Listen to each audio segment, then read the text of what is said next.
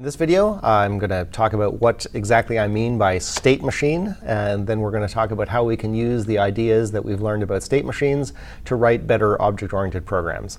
And we are finally going to implement the guess method in our Hangman class at the end of this episode, so that's very exciting. So what exactly do I mean by a state machine? State machines are a very simplified model of computation. State machines are studied by computer scientists because they are a very, very straightforward way of thinking about computers. So in a state machine, the machine has an internal state, which is drawn from a small number of possible states. Now, state machines can actually get quite large number of possible internal states, but the number is always finite, and the numbers that we're going to be looking at here are pretty small. The machine takes in a single user input drawn from, again, a usually small number of possible inputs, of possible discrete inputs, and then it produces an action based entirely on the combination of two things. One, what is the current state? And two, what is the current input? So you have a finite number of possible states, you have a finite number of possible inputs, and so therefore you have a finite number of possible actions. And then finally, you change your internal state. Again, based entirely on what is the current state and what action was, and what user input was just given. Right? So again, there's a finite number of possible behaviors here. So again, a very simple, straightforward model of computation, and this is used a lot in machine design. So for example, we'll go through an example of a simple state machine. This is the soda machine that takes in 2 quarters and gives you back either a Coke or a Pepsi. So what are the states of this machine? Well, I'm going to say the machine has only 3 states. I have put in 0 coins, I have put in 1 coin, or I've put in 2 coins. We're going to ignore the state of I've run out of Coke, I have 5 Pepsis left, that kind of thing. A real vending machine would, of course, keep track of stuff like that, but we're going to ignore that just because it will be simpler to consider the very, very simple vending machine. So those are our only states. We have 4 user inputs. They are I'm going to put in a coin, I'm going to press the Coke button, I'm going to press the Pepsi button, or I'm going to press the coin return and get my money back. And there are only 5 actions that this machine can take. And those 5 actions are return 1 coin, return 2 coins, produce a Coke, produce a Pepsi, or do nothing. And do nothing is always a valid action. Right? Now all we have to do to specify our state machine is to say, well, there are 3 states, there are 4 inputs, and therefore there are 12 possible actions that can result. So let's see what they are. Suppose we're in the state there have been no coins inserted into the machine. There are a bunch of possible actions. The user could insert a coin. If that happens, then the action is do nothing. We just inserted 1 coin. There were no coins in the machine. And the new state is there's now 1 coin in the machine. Now suppose instead there were 0 coins in the machine and the user pressed Coke or Pepsi or cancel, I want my money back. In all of those cases, we would say we'll do nothing. And the new state would be stay in the old state. There are still 0 coins in this machine. All right, so now we have entirely specified the behavior of this machine when there is no money in it. What if there is a single coin in it? Well, again, there are a bunch of possible actions. If the user inserts a coin, then the action is do nothing. If the user, and then the state becomes there are now 2 coins in the machine. If the user input is Coke or the user input is Pepsi, then the action is, again, do nothing. There's only 1 coin in the machine. We should not be giving a Coke or a Pepsi for 25 cents. And then the new state is stay in the 1 coin state. If the user presses cancel, then the action is give them their 1 coin back, and then transition to the 0 coin state. And finally, if they're in the 2 coin state, if the user inserts another coin, well, now there's 3 coins in the machine, so we need to give 1 of them back. So we return 1 coin, and then the new state is remain in the 2 coin state. If the user presses Coke or Pepsi, then you give them the Coke or Pepsi that they've paid for, and you go back to the 0 coin state. If the user presses cancel, then you give them back their 2 coins, and you go back to the 0 coin state. So we have now totally specified the behavior of this very, very simple machine, this state machine. Every time we have had to make a decision about what to do, all we have considered was what was the last input and what is the current state. And that entirely determines the action and the new state. These are often described by diagrams. So let's say that in this diagram we have our states are the circles, 0, 1, and 2 coins. And then the user inputs are the outgoing arrows, and the actions that the machine takes are the labels on the arrows. And I have not put any actions on the do nothing. Right? So if we're in the 0 state, if the user presses Coke or Pepsi or cancel, then we loop back around, we stay in the 0 state, we do nothing. And in fact, if we wanted to make this diagram a little bit clearer, we could remove all of the loops, right? We could say, oh, well, if some action is if some user input is given that does not result in changing state or an action being produced, then don't show the arrow. But just in the interest of completeness, we have all of the arrows that we need on here. So if they're in the 0 state and a coin is added, then we jump to the 1 state. In that state, if Coke or Pepsi is pressed, then we stay in the 1 state. If the coin return is pressed, we return to the 0 state and produce a coin, and so on. So you can see how this diagram kind of succinctly summarizes the previous 3 slides. And there are lots of ways to specify state machines. People often do it with diagrams like this, or they'll do it with tables, right, that have the list of user inputs down one side and the list of possible states on the other, and it basically becomes a little lookup table. So there are lots of state machines in our lives. Almost every machine that we interact with on a daily basis is some kind of state machine. So you think about ATMs or dishwashers or vending, even more complex vending machines that can take different kinds of coins.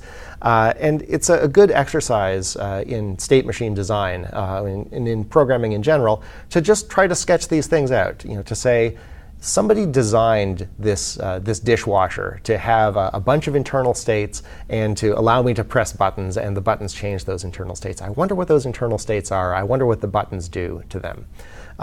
Vending machines are another great example. Try to design the state machine diagram for a vending machine that can take quarters or dimes or nickels, and you very quickly see that it can get pretty complicated. So, what the heck does this have to do with object-oriented programming? Well, we can think of an instance of a class as being something that's kind of like a state machine. The fields and the properties are its state. Right? There is stuff in there. There's information in there. A method call happens based on some user input. Right? The user is trying to make this class do something. And so it's called a method to do it. The method causes some action to happen. Either a computation happens or a side effect happens. Well, how does the method know what to do? Well, it knows which user input was given, right, which method was called, and it knows what the current state of the object is. It can look at the fields and properties, and so it takes some action based on the current state.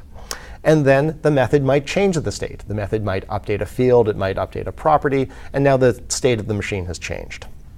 So it's pretty common to think about classes in an object-oriented system as state machines. And so I'm going to do this for our Hangman program. Right? Rather than having just a simple list of states, we're going to have a number of fields, and each one of those fields can have several values.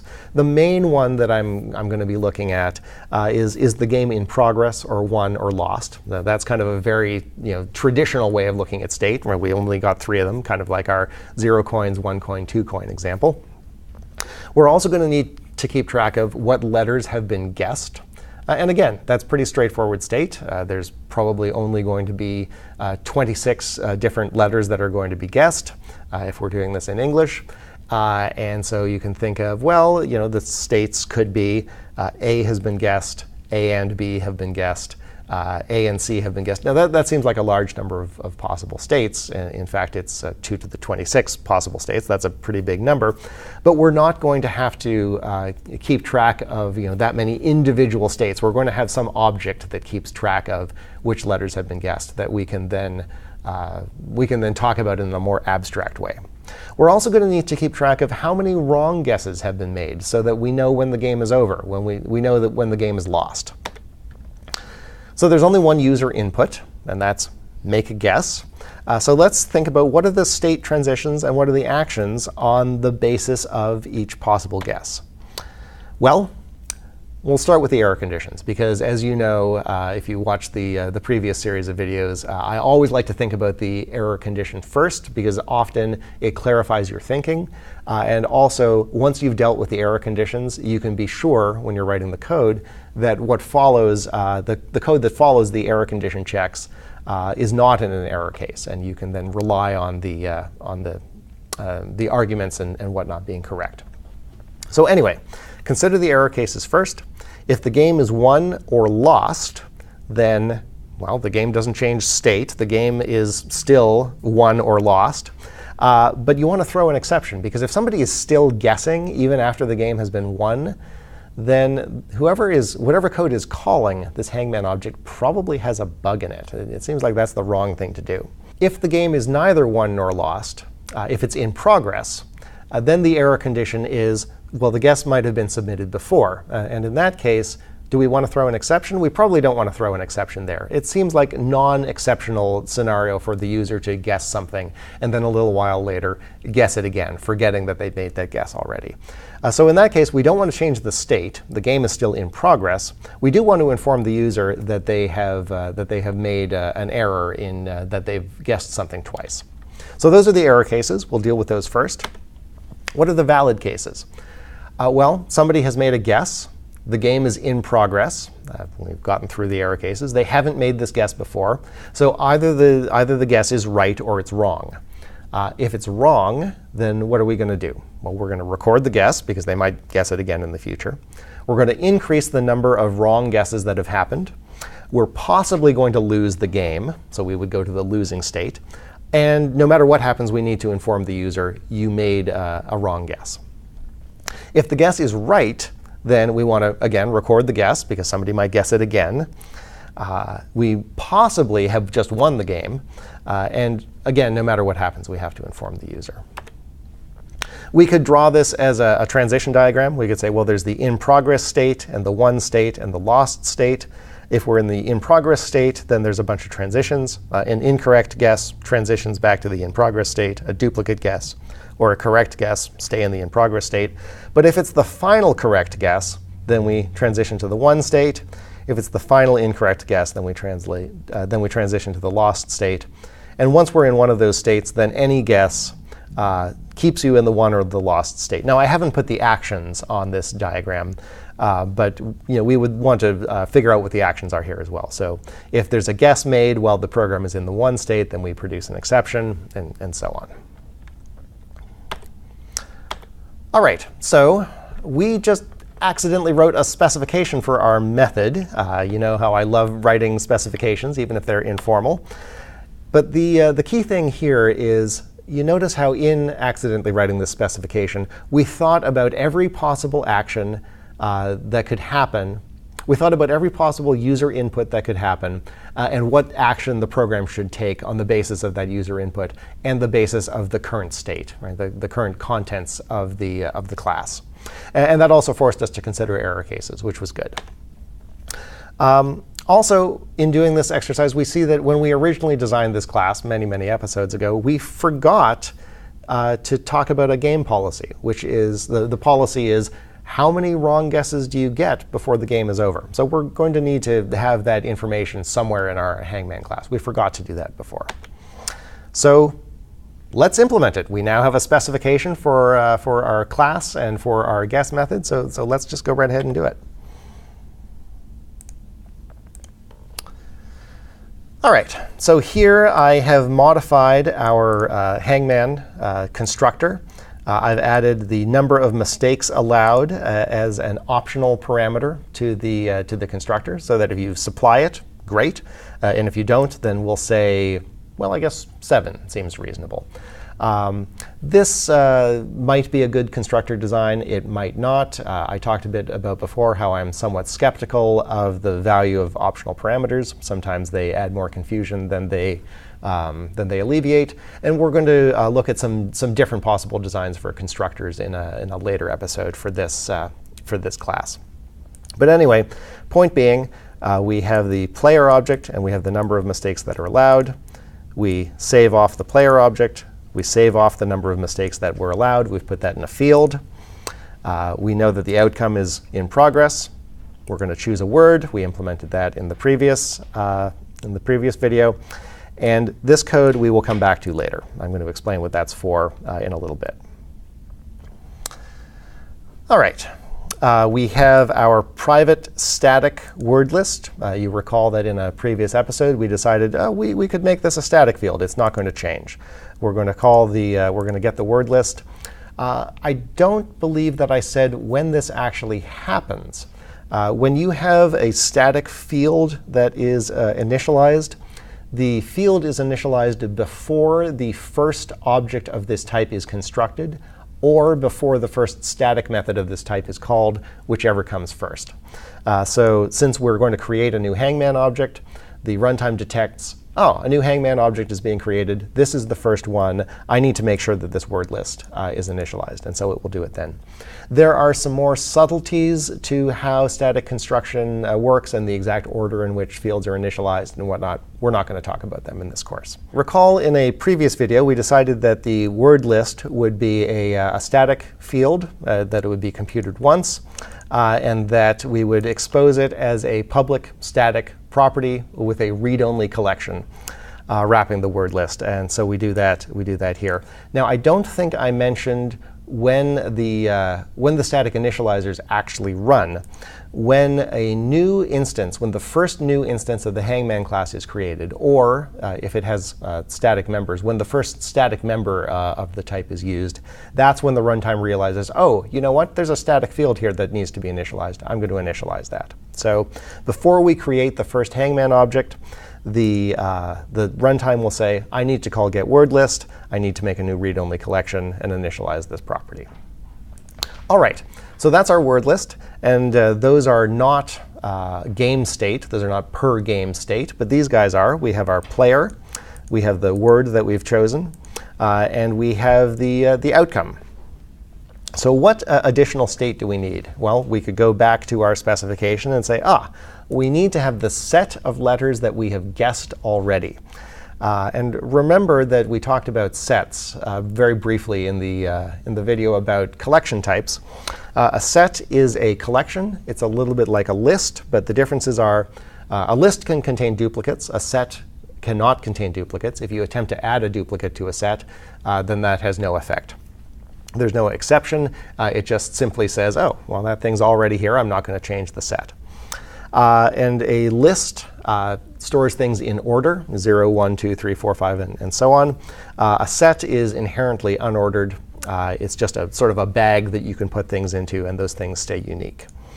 Sets in C# are unfortunately called hash sets for a kind of obscure reason. The algorithm that the set uses internally to keep the collection efficient is called a hash algorithm, and so that name accidentally made it into the name of the type. So anyway, we have this private state here. It's a set of characters that we have guessed already, and we're going to initialize that thing to the empty set. We begin with no characters having been guessed already. We need to keep track of the number of incorrect guesses. We'll set that to 0, because there have been 0 incorrect guesses so far. We could set these things in the constructor as well, but it seems reasonable to just put them here. And we've got the number of mistakes allowed, which you recall we set in the constructor. I will come back to what this one is for in a little bit. Should any of this state be public property? It seems like the user of the class might care about the number of guesses that were left. But we haven't got a field or a property that is the number of guesses that were left. But we do have one for the number of mistakes that are allowed and for the number of incorrect guesses that have happened. So we could compute it. We could say, well, the number of mistakes remaining is the number of mistakes allowed minus the number of incorrect guesses that there have been so far. Something that's a bit odd about this is, suppose we say there are 7 mistakes allowed. Well, the game is over when the 8th mistake has been made. So at that point, mistakes remaining would be -1. So maybe we might want to think about this a little bit and see, is this really the property that we want? But let's just go with it for now. The key thing to realize here is properties can be computed. They don't always have to talk to a specific backing field. OK, so finally, after many, many episodes, we can finally implement this method. So if we went back and consulted our specification, recall that we take care of the error cases first. So the error case, the primary error case is if the game is not in progress and the caller of this code is still trying to guess, then that's an error. So we'll say, OK, that's a new invalid operation exception. Invalid operation exception, useful exception class.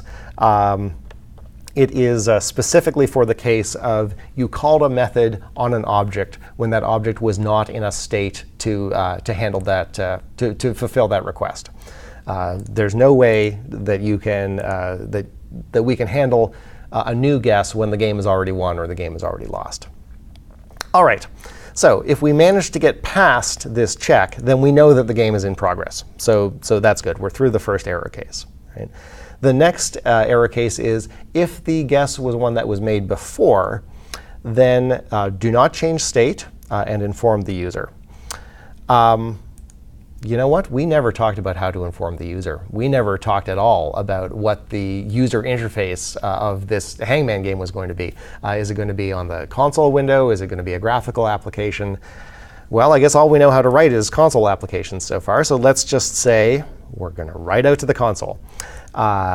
This might not be a good design, and we're going to revisit this in a future episode. So we'll say if the set of things that we've guessed already contains the letter that we're trying to guess, then we say, well, you already guessed that, and we'll return so that the rest of the code in here won't run.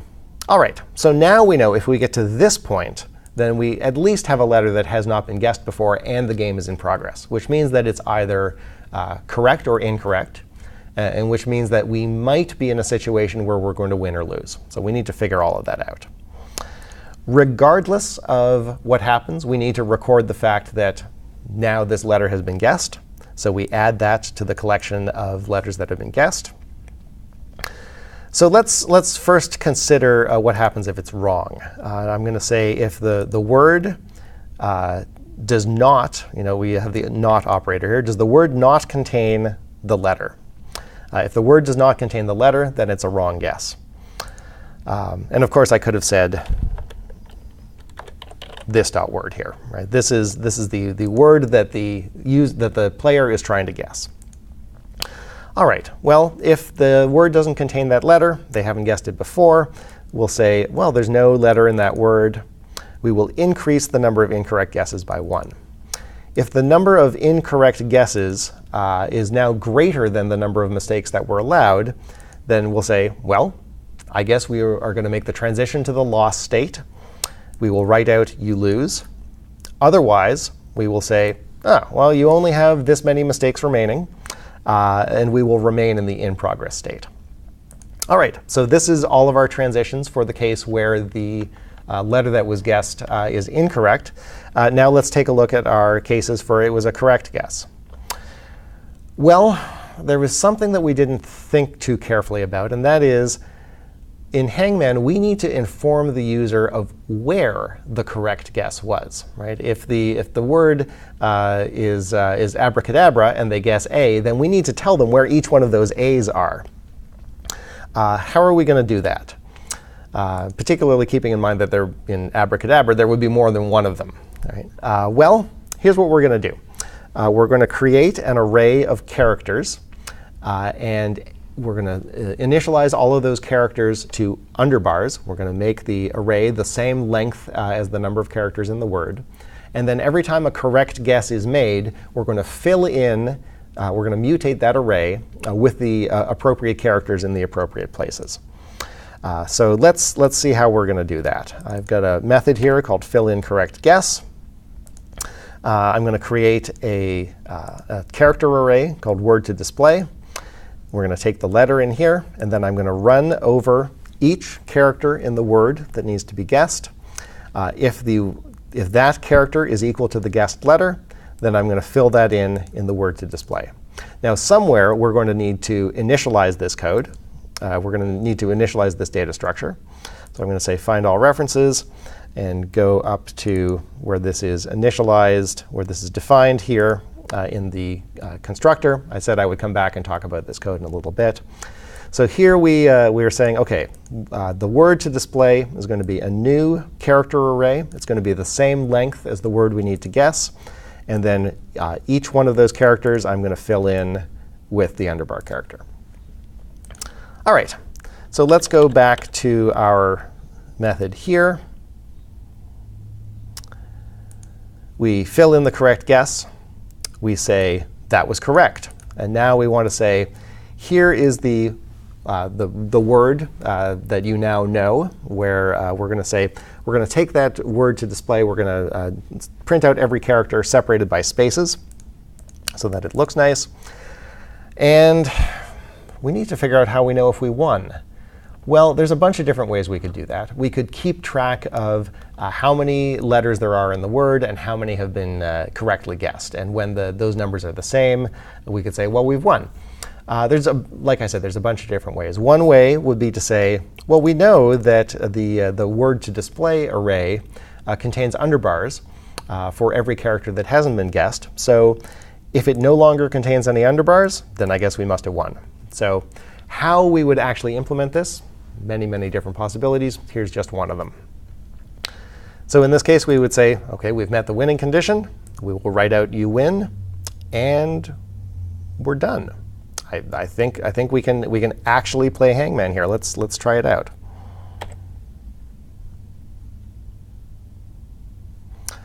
All right. So I've changed the main method here so that we create a new Hangman object. And then while the outcome is still in progress, we'll say make a guess. And then we haven't seen this method before. The read key method. The read key method reads a key from the keyboard, and it gives you a key info that describes the key that was read. The key info object has a key char property that actually gives you the character that was pressed. So we will read the key. If we go to our console window, it says make a guess. I'm going to guess E. All right, so now we will pass in the key character, which is E, into hangman.guess. All right, we are in progress, so we skip the error check. The guessed already collection does not contain that letter. We record the guess, so the guessed already collection now does contain the letter E. Now we say, does the word contain the letter? Now I'm going to cheat here. I'm going to actually look at this thing. Oh, it's babyhood. That's a great word. It does not contain that. So we say there's no such letter in the word. The number of incorrect guesses increments to 1.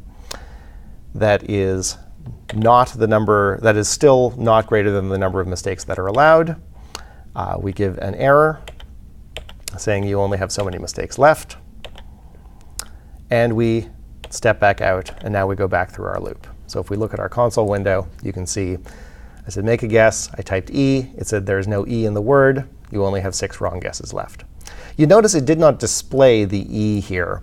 The true argument to read key is whether or not the letter that you type should be suppressed.